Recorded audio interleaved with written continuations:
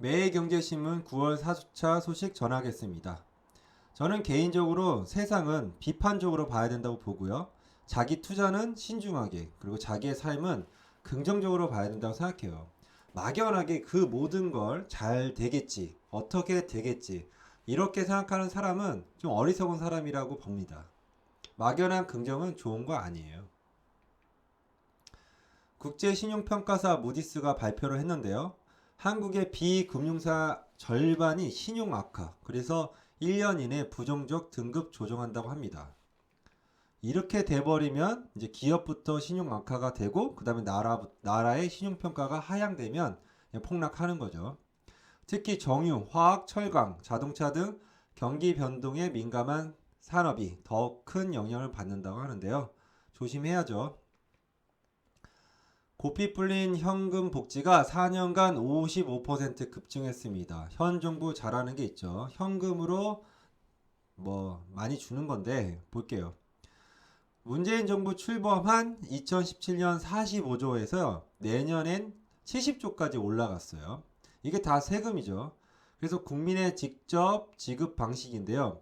이렇게 하면서 중복 지원도 많고 효과도 불분명하다고 합니다.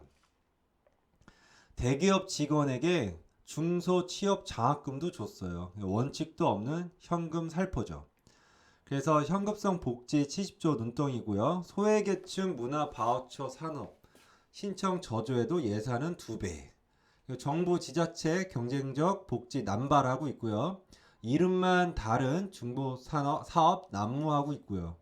전문가들은 뭐라고 하냐? 현금 급여보다는 고효과 큰 사회 서비스 확충을 얘기하고 있는데 현금을 먼저 지급하는 게 우선으로 하고 있어요. 아무 생각 없어요. 그리고 현금 받는 사람들도 지금은 당장 좋겠지만 이게 다 화살로 돌아옵니다.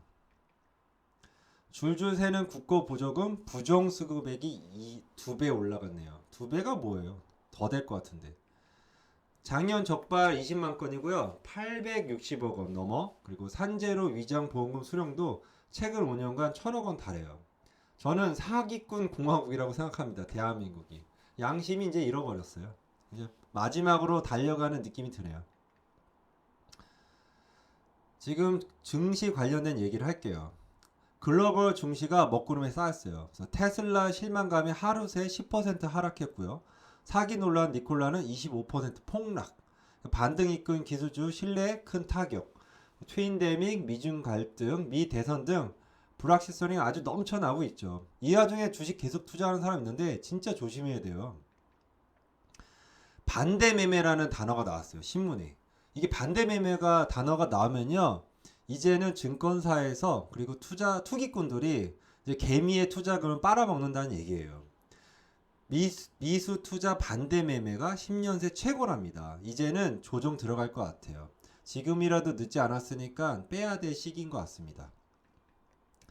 이에 달러가 최고라고 돈이 다시 안전자산으로 넘어갔는데 개인적으로 저는 올 초에 금을 다 정리하고 달러에 다 올인했어요. 우리나라의 경제를 저는 부정적으로 보기 때문에 달러에 투자했는데 이제 또 이제 신문에 나오네요. 달러 사라고. 저금리에 지친 4050 연금 개미. 그래서 증시서 지금 유혹하는 것 같아요. 그러니까 금융권 사람들이 저는 뭐랄까 공인된 사기꾼이라고 보고 있어요. 전체 퇴직연금 적립금이요 221조 정도 되는데 퇴직연금 투자 비중은 90%가 원리금 보장형이고요 10% 정도가 실적 배당형인데요. 이거 금융사에서 뭐라고 하냐? 지금 이 4050 연금을 가지고 실적 배당형에 투자하라고 유혹하는 거예요. 이제 20, 30대 빨아먹었으니까 4050 연금을 갖고 지금 빨아먹으려고 하는 거죠. 이게 사기꾼들이에요, 이거. 지금 이번 기회에 저는 소상공인이 3분의 1은 망하지 않을까 보고 있습니다. 네이버 카카오페이 수수료가 2배래요. 그래서 올 상반기 간편 결제액이 39조 늘어났죠. 네이버 카카오페이 비중이 41%. 그래서 3억 미만 가맹 수수료 3배에 육박합니다. 그래서 영세 소상공인 부담 가중이 우려하고 있는데 네이버에서 뭐라고 하냐? 단순 결제 모델과 달라 신용카드와 수수료 비교 안 된다고 얘기합니다. 여기저기서 막 가져가는 거죠. 소상공인한테 가져가는 건데 이게 뭔가 제도가 편리할수록 거기에는 돈이 많이 들어가요. 은행 신용대출 한도를 최대 2억 원 줄인다고 합니다. 많이 내줬죠. 이제는 신용대출을 안 해줄 거예요. 많이. 신용대출 금리도 속속 올려서 지금 0.15에서 0.2까지 올리고 있네요. 요번 달 말부터 바젤3가 도입이 되면 은행이 현금을 많이 확보해야 돼요. 그래서 앞으로는 다음 달부터는 제가 보기에는 신용대출 아니면 다른 대출이 안 될 거고 많이 안 될 거예요. 그리고 대출한 금액에 대해서 금리를 올리지 않을까 걱정이 됩니다. 금융당국이요, 증권사 신용융자 폭리 막는다고 해요. 증권사에서 이제 금리가 한 10% 정도 되는 것 같아요. 그래서 금융당국은 증권사가 고리대출로 폭리를 취한다고 보고 그 다음에 거기에 이자 산정 방식을 개선해 합리적 수준으로 이자를 조절하겠다고 합니다. 대형 증권사들의 신용융자 이자율은요, 연 2에서 3%, 은행보다 훨씬 높죠. 금감원이 엄포를 했는데도요, 은행 점포가 4달에 40곳 폐쇄합니다. 그래서 은행은 비대면이 늘고 지점 비용 부담에 점포 폐쇄를 밀어붙이고 있어요. 그래서 우리은행은 지점 15곳, 출장소 5곳 해서 20개 영업점 폐쇄고요. 신한은행은 지점이 8곳, 출장소 2곳 해서 10개 영업점 폐쇄. SC, 제일은행, 하나은행은 5개 지점 및 영업점 폐쇄예요. 근데 왜 이렇게 지금 밀어붙이고 있냐? 하반기 은행들이 지점 통폐합 속도를 올리는 이유가 뭐냐면 지난달 금융위가 내놓은 고령 친화 금융환경 조성 방안으로요. 향후 지점 통폐합이 어려워지게 돼요. 그러니까 그 전에 빨리 없애는 거죠. 국민연금 추납이 10년으로 제한했어요. 이거 쓰레기들 많잖아요. 여태까지 국민연금 안 내다가 한 번에 내는 쓰레기들이요. 그래서 국민연금 납부 제도를 이제는 한꺼번에 낼 수 있는 액수가 10년치로 제한했어요. 이거 잘한 거죠. 이거 진작에 했어야 돼요. 보험료를 평소에 내지 않다가 1억 원 넘는 보험료를 벼락치기로 납부한 뒤 연금 받는 자들이 다수였어요. 그리고 왜 이렇게 내냐? 연체 이자가 없거든요. 그리고 작년에 14만 명 7,253명 이 짓을 벌인 건데요. 이거 다 이름 공개해야 돼요. 전기차 배터리가 2025년까지 공급 과잉이라고 합니다. 그래서 지금 전기차가 뜨니까 전기차에 지금 투자한 사람이 많이 있는 것 같은데요. 나이스 심평이요. 뭐라고 했냐면 배터리 시장이 중기적으로 공급 과잉 상태가 지속될 것이라 경고한 거예요. 그래서 2025년까지요. 상위 6개 전기차 배터리 생산 능력만으로 전체 수요를 초과한다고 합니다. 근데 제조사들이 뭐가 문제냐? 가격 경쟁 유지하기 위해서는 대규모 투자가 필요하고요. 근데 이는 재무적 부담으로 이루어질 수 있죠. 네, 제가 보기에는 6개 업체가 통폐합되지 않을까 봐요. 그래서 2025년 이후에 하려면 투자를 하십시오. 코로나가 확산이 계속되면서요. 10곳 중 2개가 한계 기업으로 전락한 거예요. 10곳 중 2개는 망한다는 얘기죠.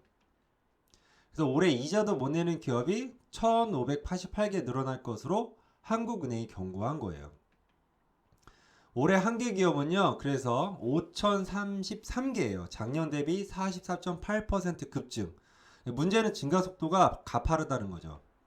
그리고 전체 기업 중 한계 기업의 차지 비율이 4년 새 13.7%에서 21.4%로 증가한 거예요. 그래서 한계 기업에 대한 여신은 최근 4년간 100조 원에서 올해 176조 원으로 급증했고요. 이 사람들이 지금 빌린 돈이 어디냐? 새마을금고, 신협 등 상호금융 등에서 받은 대출이 부실할 우려가 있어요. 그래서 상호금융에서 원금이 이자를 때릴 확률이요. 전년 대비 59%로 급증하고 있어요. 이렇게 되면요. 제2금융권부터 무너지면서 금융권이 무너지는 거죠. 이게 좀 위험한 신호예요. 이거 지금 사업자 등록한 직장인도 100만원 밖에 생겼네요. 선별 지원을 목적으로 하는 소상공인 세희망 자급이 정작 취약 대상이 아니고요. 뭐랄까 무분별하게 지금 남발하고 있는 거예요. 뭐냐면 내가 직장을 다니고 있는데요. 부업으로 사업자를 낸 거예요. 그러면 그 사람들한테 100만원 지급하는 거죠. 그래서 이제 당국이 간이과세자 세금 신고 때 매출 증거 확인되면 환수할 것이라고 얘기하는데, 그러면 저부터도 지금 매출 신고 안 하죠. 환수될까봐. 그래서 온라인에서는 야, 공돈이라 횡재다 이렇게 얘기하고 있나 봐요. 뭐 하나 주더라도 제대로 하는 게 없는 것 같아요. 그냥 막 살포해요. 여당이요. 그래서 유통규제법도 무더기 발의했어요. 나라를 지금 어떻게 끌고 가는지 모르겠네요. 하나씩 읊어드릴게요. 백화점, 쇼핑몰, 아울렛, 면세점이요. 한 달에 2번 쉬어야 돼요. 이제 마트처럼. 그리고 심야 영업도 제한해요. 저같이 늦게 끝나는 사람은 이제 이런 데 못 가는 거죠. 그리고 추석, 설날 등 설날, 명절 당일 의무 휴업일 지정했고요. 그 다음에 이제 정통 산업을 보호한다고 해서 반경 1km에서 20km로 확대했어요. 주변에 지으면 안 돼요. 그리고 마트, 백화점, 점포 개업할 때요. 허가제로 변경했고요. 온라인 사업도요. 매출 1,000억 원 이상인 온라인 사업은요. 오프라인 업체와 동일하게 규제를 적용해요. 그리고 소재지 이외의 장소에서 출장 세일 형태 판매가 금지됩니다. 뭐든지 독점을 하면 비리가 생기는 거예요. 그래서 35년 독점한 가락시장에 문제가 발생한 거죠. 5개 민간 도매 법인이 경매 독과점, 그래서 작년 순익 180억 중에 144억 원을 배당을 했어요. 이 개인들에게 배당한 거죠. 그래서 유통 개선보다는 주주 배불리기에 논란이 일어나고 있습니다. 이 5명이 배가 불렀네요. 그러니까 뭐든지 독점이 일어나면은 이렇게 비리가 발생할 수밖에 없어요. 저는 이제 신문을 보면서 느낀 게, 야, 우리나라가 여기저기서 썩었구나 많이 느끼고 있습니다. 문재인 정부 들어서 임대사업자가 4년 새 32만 명 급증했어요. 그래서 최근 부동산 정책으로 임대사업자들이 민간 임대를 줄이면서 전세난에 한몫하고 있다는 지적을 받고 있습니다. 근데 주택 보유 상위 1%가 4,794명인데요. 전체 등록한 임대주택의 17.4%인 25만 3,121채를 보유하고 있어요. 와, 어마어마하네요. 주택 보유 상위 10%는요. 44,756명인데요. 임대주택의 51.1%인 74만 4,563채를 보유하고 있어요. 숫자 발음하기도 힘들어요, 지금. 임대사업자는 10대인 임대사업자가 112명, 20대는 엄청 부자인데, 10세 미만은 30명이 등록돼 있네요. 그러니까 뭐랄까, 그 자본주의의 단점이 뭐냐면 점점점 가난한 자의 차이를 많이 벌려 놓는 거죠. 그리고 소수가 독식하는 구조고요. 보니까 서울특별시의 서초구, 강서구, 마포구인데 서초구에 사시는 59세 분이 753채를 보유하고 있네요. 서울시에 3명, 그 다음에 강주시가 이제 2명, 그래서 상위 1위부터 5위까지 등록한데 나이가 보니까 59세에서 뭐 42살까지 돼 있는데요. 주택 매물 거래 급감하자 부동산 중개업소가 문을 많이 닫고 있어요. 그래서 폐업, 휴업은 7월에 1087건, 8월에는 1097건 했고 소폭 상승했는데 더 되지 않을까요? 앞으로. 서울 주택 취득세가 3년간 50% 껑충 뛰었어요. 그래서 2016년에 900만 원에서 작년에 1,300만 원으로. 그래서 상승폭은 성동구가 1,570만 원 해갖고 1위입니다. 요건 자세하게 얘기해 드릴게요. 세입자가 만약에 코로나를 걸렸다고 하면 그래서 방역 조치로 인해 피해를 입었다고 주장을 하고 6개월간 월세를 안 내도요. 퇴거시킬 수 없어요. 건물주는. 그리고 6개월이 지난 후에 기존 법에 따라 3개월간 임차료 부담을 유예할 수도 있어요. 그래서 최장 9개월 밀려도 못 쫓아내요. 임차인은 임대인에게 임대료를 감액을 청구할 수 있어요. 근데 임대료 감액 하한선이 정해지지 않았고요. 건물주가 감액 청구권을요 수용하도록 강제하진 않았어요. 그러니까 건물주가 거부할 수도 있는 거죠. 그럼 여기저기서 싸움이 일어나는 거죠. 그리고 만약 건물주가 감액을 이제 해줬잖아요. 그럼 향후 증액 시요 5% 상한 규정을 지킬 필요가 없어요. 막 올려도 돼요. 이게 지금 무슨 법입니까 이게. 반포 재건축 부담금이 무려 4억 원. 그래서 초과 1인당 4억 200만 원으로 초과 이익 환수제 시행 이후 사상 최대 부담금으로 기록될 것입니다. 정비산업 심의에 3분의 1이 토막났어요. 서울 재건축 및 재개발 정비사업 심의 건수가 근 3년 만에 3분의 1로 급감했는데 심의를 하는데 소요되는 기간도 많이 늘어나고 있는데 정부는 서울 내 주택 공급이 원활히 되고 있다면 문제 없다는 입장입니다. 근데 이게 향후 주택 수급 문제를 발생시킬 수 있다고 봐요. 트럼프 저는 약간 이상한 사람이라고 보고 있어요.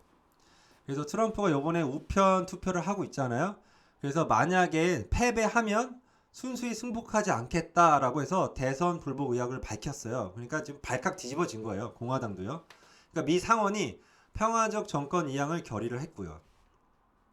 그리고 EU에서 가상화폐 규제 감독 기구를 만든다고 합니다. 이게 왜 그러냐면요. 가상화폐 기술 혁신 속도를 따라잡기 위한 규제에 EU가 적절히 대응하기 위한 거죠. 가상화폐는 약간 자금 세탁이 많이 들어간 것 같은데 규제할 필요가 있어요. 미국도 마찬가지인 것 같아요. 20, 30대가 호구인 것 같은데요. 미국도. 지금 미 연준이요. 2023년까지 제로금리 기조를 유지한다고 했어요. 그래서 주택담보대출금리가 하락이 됐고요. 그에 20, 30대가 이번이 기회다 해갖고 주택 마련을 하고 있어요. 그래서 최대 30년에서 50년 이렇게 하고 있는데 이자는 2% 수준이라고 합니다. 근데 제가 보기에는 최대 30년에서 50년 금융 노예가 되지 않을까 걱정입니다. 대형 글로벌 은행이요. 불법 의심 거래로 20조 달러래요. 그러니까 금융권들이 대부분 사기꾼들인 것 같아요.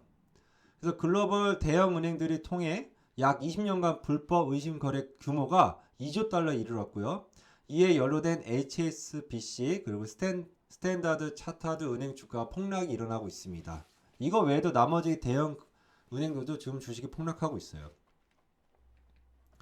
그리고 이제 도쿄의 이제 하계 올림픽 유치 관련돼서 IOC 위원 측에 뒷돈 거액을 준 게 들통난 거예요. 여기저기서 뭐 비리가 넘치고 있네요. 중국이 이제 러시아산 이제 수입 오징어에서 코로나 바이러스 검출됐다고 난리가 났어요.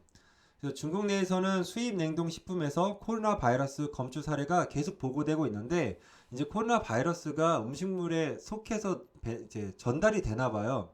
그러니까 코로나 바이러스의 어떤 강력함을 다시 한번 느끼고 있네요. 이제 금 원유처럼요. 이제 물도 이제 선물로 출시가 된 거예요. 그래서 미국 금융시장에서 세계 처음으로 물 선물 거래로 도입되는데 우리나라 물 많은 국가인데 대박 나지 않을까요? 아무튼 물도 선물 거래를 하네요. 홍콩 민주화 운동 상징인 조슈아 웡이 체포가 됐습니다. 저는 개인적으로 조슈아 웡이 나중에 홍콩이 자유를 얻게 되면 새 총리로 되지 않을까 훗날 먼 미래 그렇게 내다보고 있어요. 조슈아 웡은요 17세 2014년 홍콩 우산 혁명의 주역이고 지난해 송환법 반대 시위 때는 미국에서 홍콩의 인권 민주주의 통과법을 호소했죠. 그 전부터 이걸 할 때부터 조슈아 웡은 체포되겠다 생각했는데 진짜 체포됐네요. 조슈아 웡은 주목할 볼 필요가 있는 인물이에요. 이탈리아 의원 수가 3분의 1을 줄였어요. 그래서 찬성 69.96%로요. 우리나라는 3분의 1을 줄여야 되는데 국회의원은요. 코로나 이후에요. 지금 나머지 나라는 좀 힘들고 제조업 강국인 나라는 올라가는 것 같아요. 통화 가치도 올라가고 있고요. 그래서 중국은 지금 빠르게 극복 중에 있고요. 나머지 나라는 무너지고 있는데 IMF가 신흥 경제국 같은 경우는 매우 취약하다고 경고하고 있어요. 그리고 이번 기회에 수년간 줄인 빈곤의 상태가 다시 되돌아갈 것이라고 경고하고 있습니다.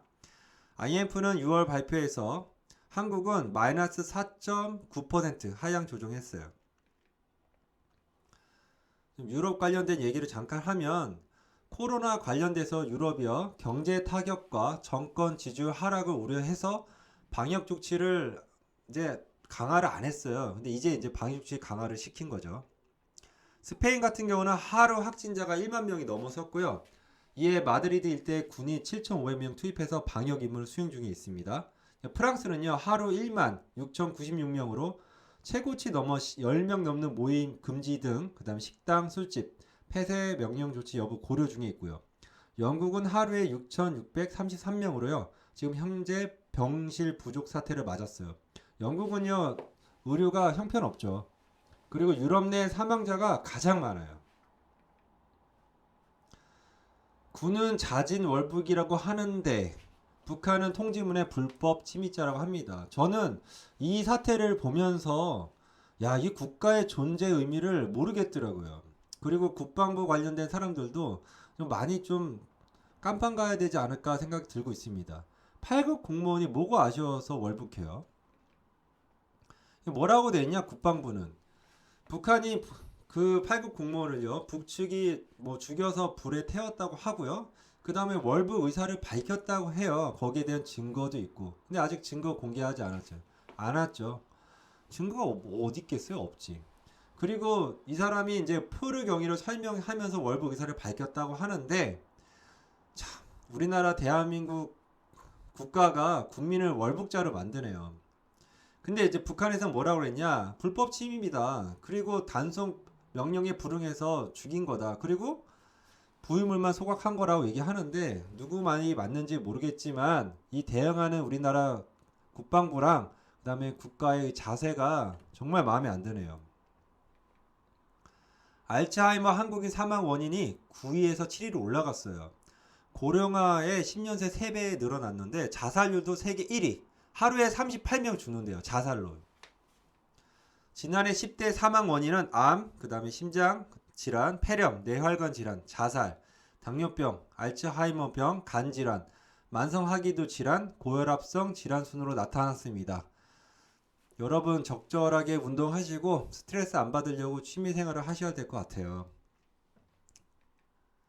9개월째 인구가 뚝 감소했습니다. 1월부터 7월까지 출생아는 16만 5,700명 그리고 지난해보다는 9.8% 하락했고요. 사망자는 17만 명 6,400명 400명 지난해보다는 3.2% 증가했어요. 사망자가 더 많아지고 있어요. 그래서 1월부터 7월 혼인 건수는 12만 6,367건 작년 대비 1만 3,000건 정도 하락했습니다. 미래가 참 암울하네요. 지금 상온 노출된 독감 백신은 이미 100명 이상 맞았다고 합니다. 정부는 당장 이상이 없다고 하는데요. 백신 맞은 사람 얼마나 불안하겠어요. 정부 당국자부터 먼저 맞아두면 되지 않을까요? 상온 노출된 백신을요. 전은경 청장은 105명이 접종 확인됐다고 했는데요. 전주 시민만 200명 정도 이상이요. 상온 노출 백신 접종을 했어요. 그리고 또 22일 미리 문제 독감 백신 맞은 분들이 좀 많아요. 그래서 지금 파악 중에 있는데 하는 게 왜 다 있다인지 모르겠어요. 그리고 여기에 관련된 신성약품 이 사람 사과도 안 하잖아요. 이렇게 뻔뻔할 수가 있지 않나. 백이 든든한가 봐요. 이거는 좀 자세하게 얘기할게요. 제가 예전에 그 미국 교수가 쓴 책인데 비싼 대학인가? 그런 비싼 대학이라는 책이에요. 거기서 뭐라냐면 대학의 서열화를 없애자는 얘기랑 하여튼 대학에 관련된 비리에 관련된 내용을 많이 썼거든요. 그래서 그걸 보면서 우리나라도 대학을 통폐합시키고 대학의 서열화를 없애야 되는데 라고 생각했는데 다시 한번 좀 생각나게 하네요. 고려대부터 얘기할게요.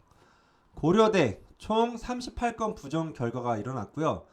입시 및 학사가 14건, 조직 및 인사가 9건, 교비 회계가 5건이에요. 이에 중징계가 24명, 경징계가 38명 포함해 총 230명 신분상 조치를 했어요. 더 과관인 건 뭐냐? 12명 중징계 교수가 법인카드로 유흥주점에서 사적 사용했고요. 13명은 2016년부터 3월부터 작년 말까지 강남에서 유흥업소에서 교내 연구비 카드 결제 총 221차례 걸쳐 6,700만원 사용했어요. 이 교수 새끼들이라고 얘기할게요. 이 교수 쓰레기 놈들이 여자랑 술은 엄청 좋아하네요. 그리고 쪼잔해서 자기 돈은 안 쓰고 이렇게 남의 돈 쓰고 있네요. 이거 쓰레기들이죠. 이런 게 고려대 교수라고. 아휴, 참 할 말이 없습니다. 또 체육특기자 특별 전형도요. 3배 선발한 학생 중에 몇 명을 불합격시키고요. 이에 추가 선발한 5명은 최종 합격으로 둔갑시켰어요. 다 자기 아는 사람이겠죠. 얼마나 썩었어요, 이 교수진이. 연세대 얘기할게요. 부총장 딸을 부정 입학시켰고요. 자신이 가르치는 강의에서 최고 성적 부여하는 등 학사 및 회계 비리가 총 86건, 중징계 26건, 경징계 59건 포함해 총 422명 신분상 조치했어요. 연세대도 썩었죠. 교수 자체 집단이 썩은 거예요. 제가 봤을 때. 대학에서만 교수지 사회는 무슨 교수예요. 그냥 인간이지. 홍익대 적립금 수백억 원 편법으로 쌓는 등 회계 관련된 비리가 41건 적발됐습니다. 저희 가장 궁금한 게 서울대예요. 서울대. 고려대, 연세대가 이 정도면 서울대는 어느 정도인 거예요? 제가 보기에는 교수들, 그러니까 생선은 눈깔부터 썩는다는 게 맞네요. 강의는 여기까지 하겠습니다. 감사합니다.